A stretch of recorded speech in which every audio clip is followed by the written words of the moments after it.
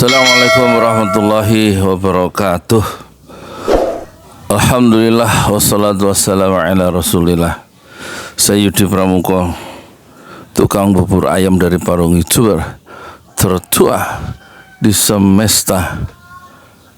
Kita lihat ada paradoks ya dalam diri Prabowo dalam proses-proses pengambilan keputusan yang cirinya itu penuh dengan retorika, penuh dengan demagogi yang dia ucapkan, yang dia sampaikan di depan sebuah forum yang penuh dengan tepuk tangan dari audiens, dan itu membuat Prabowo itu semakin kuat retorikanya bahwa dia akan berpihak pada rakyat, akan berpihak melindungi ya kepentingan seluruh tumpah darah Indonesia dan lain-lain ya, yang bersifat normatif, akan membela rakyat dan lain-lain. Tetapi tindakan-tindakan yang nyata itu tidak terjadi.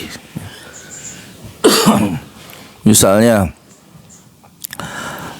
dia akan memberantas korupsi, tapi sekaligus waktu itu dia akan mengejar koruptor sampai Antartika. Tapi tiba-tiba paradoks pertama Prabowo muncul bahwa dia akan memaafkan koruptor ya setelah uangnya dikembalikan. Mana ada maling mengembalikan uangnya, ya kan?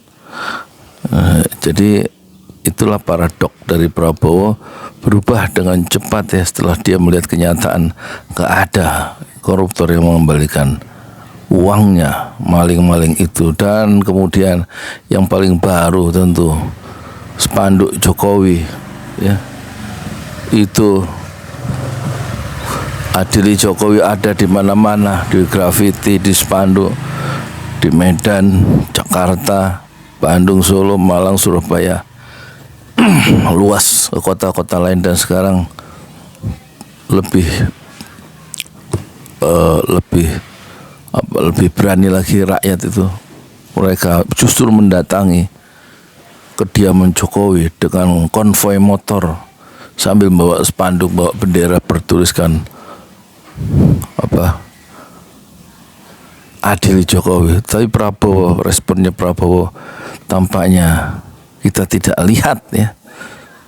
Jadi ada kesimpulan-kesimpulan yang ditarik oleh netizen bahwa Prabowo memang ya mengalami satu semacam split of personality. Apakah dia ingin meneruskan program-program Jokowi atau melakukan semacam penguatan pada Jokowisme ya, Jokowisasi, dengan cara dia mempertahankan Menteri Keuangan Sri Mulyani yang bertanggung jawab terhadap membengkaknya utang di zaman Jokowi, dan juga masih dipertahankannya Bahlil yang membuat riuh, rendah ya, dan mengguncang struktur kejiwaan emak-emak soal gas kemarin. Dan kita lihat juga ya, PSN yang ditandatangani oleh Hartarto ya, di Rempang dan lain-lain. Semua itu membuat Prabowo itu tampak bingung dia ya.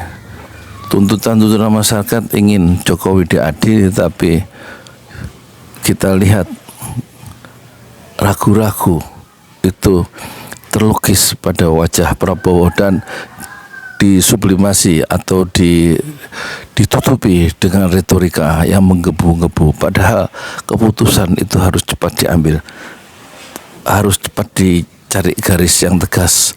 Apakah perubahan yang hendak dilakukan atau justru meneruskan ya semangat Jokowisme dengan segala persoalan-persoalan yang dituntut oleh masyarakat untuk segera diselesaikan ya, seperti mengadili Jokowi yang kian meluas tuntutan-tuntutan di dalam masyarakat itu.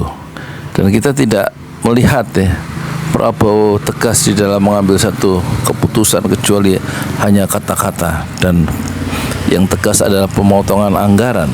Tetapi justru pemotongan anggaran efisiensi itu justru semakin memperkuat ya bahwa Prabowo berlindung di balik kegusaran, kegelisahan sendiri dalam mengambil keputusan terhadap menteri-menteri yang ada di dalam kabinet, yaitu menteri-menteri titipan Jokowi yang ada sampai 50% dari kabinet merah putih. Jadi paradigma Prabowo adalah tidak sama sekali baru, tapi justru dia meneruskan paradigma, cara pandang, pilihan-pilihan ideologis dan arah pembangunan dari Jokowisme yang masih diteruskan oleh paradigma yang ada bekerja beroperasi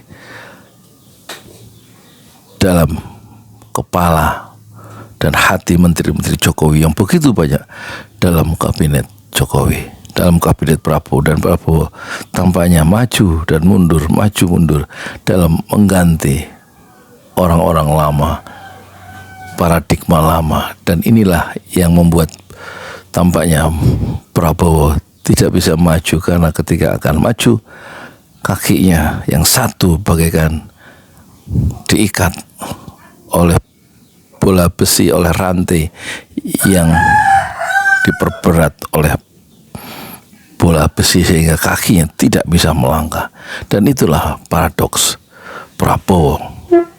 Kita tunggu langkah-langkah berani dan tegas dari Prabowo, dan bukan retorika, bukan demagogi, untuk segera membuka pintu-pintu baru, kemungkinan baru untuk mengadili Jokowi.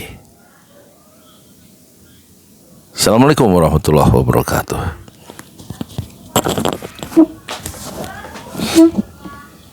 Di jalan Allah. Ini Masjid Enam Syuhada lagi dikunjungi sama Ketua Hilmi. Modal awalnya berapa Pak Yudi Pramuko? 750.000. 750.000 rupiah aja. Jadi ini 500 jutaan nih barang. Sekarang udah habis 310. Masya Allah, tuh udah pakai keramik, laponnya tinggal. Granit tuh kayak marmer. Tuh, Masya Allah nih, sampai juga kita ke sini.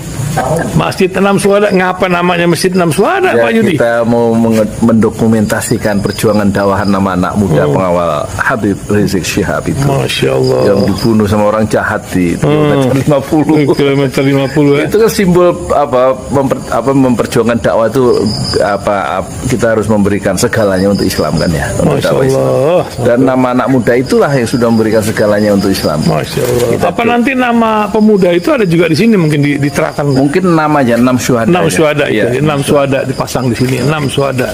Bip Ali, apa yang dikomentarin dari ini semua, Bip Ali? Masya Allah, luar biasa. Dari uang 700.000, kalau pengen ternyata bisa. Bisa. Allah kirim. Tuh, bisa. Ya, dengan masuk satu gang kecil, tapi Bapak ini luar biasa. Kecil tuh. Masya Allah kan? Satu call aja. Masya Allah. Perjuangan Pak Yudi Pramuko, YouTuber sejagat paling tua. Tertua di semesta. Tertua di semesta. Masya Allah. Tukang donat. Tukang donat. Tukang donat dari Paru. Ini saya laporkan dari lapangan ini, langsung dari Masjid Enam Syuhada. Masya Allah. Dan ini dia. Dalam lihat ah. Tuh lihat tuh masjidnya, tuh imamnya di situ tuh. Malam lagi kita. Masya Allah. Masih kurang nih. Atapnya katanya transfer aja. Masjid Enam Syuhada sebentar lagi selesai. Dinding lubang angin sebagian sudah terpasang, lantai 2, dan kemudian plafon termasuk lantai bukan keramik, granit 150 dus bersama tiang-tiang yang ada 16 setinggi 4,5 meter. Kemudian finishing terakhir adalah tangga menjebol atap ya, lantai pertama untuk masuk ke lantai 2. Inilah Masjid Enam Syuhada. 2,5 tahun lalu dimulai pada 2 Agustus hari Senin 2021. tinggal sedikit lagi insya Allah, dan lantainya dari keramik, bukan keramik, granit sudah diresmikan lantai pertama. Nanti lantai kedua lewat sini tangganya jebol untuk masuk ke lantai 2. Inilah Masjid Enam Syuhada yang sangat megah karena dari bahan-bahan pilihan kualitas nomor 1.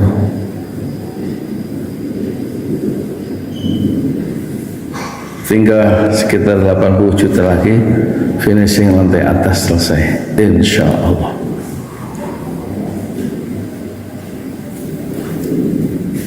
Ya, inilah Masjid Enam Syuhada yang sangat bersejarah ya dalam sejarah dakwah Indonesia modern, insya Allah, karena ini dibangun dalam konteks kezaliman rejim penguasa yang sudah membunuh 6 santri dari front Laskar Front Pembela Islam, dan kita abadikan pengorbanan dan perjuangan dakwah mereka sehingga kita sebut namanya Masjid Enam Syuhada. Mereka mengawal perjalanan dakwah gurunya Habib Rizik Syihab, dan mereka dicegat oleh orang-orang jahat di kilometer 50. Saya Yudi Pramuko, tukang donat dari Parung Juber, tertua di semesta Fasbir Sabrun Jamila. Bersabarlah dengan kesabaran yang indah. Assalamualaikum warahmatullahi wabarakatuh.